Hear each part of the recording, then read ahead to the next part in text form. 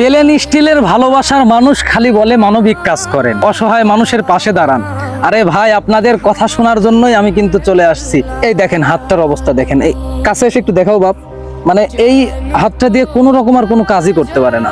Operation করার জন্য অনেক টাকার প্রয়োজন।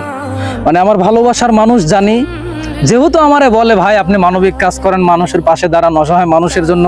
ভাই বিশ্বাস করবেন না, আপনারা যারা ভিউ ব্যবসায়ী বলেন, এই যে এই গরমের মধ্যে নিজের কোনো রকম কোনো স্বার্থ ছাড়া, বাপের খায়া নিজের খায়া, মানে এত পেরেশানি নিয়ে রাস্তাঘাটের যে অবস্থা আমাদের এই এলাকার, এই পেরেশানি নিয়ে মনে করেন যে এই মানুষের পাশে এসে দাঁড়াইছি।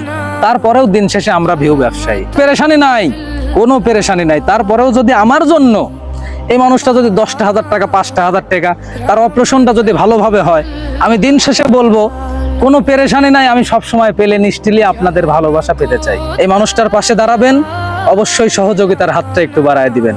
আসসালামু আলাইকুম।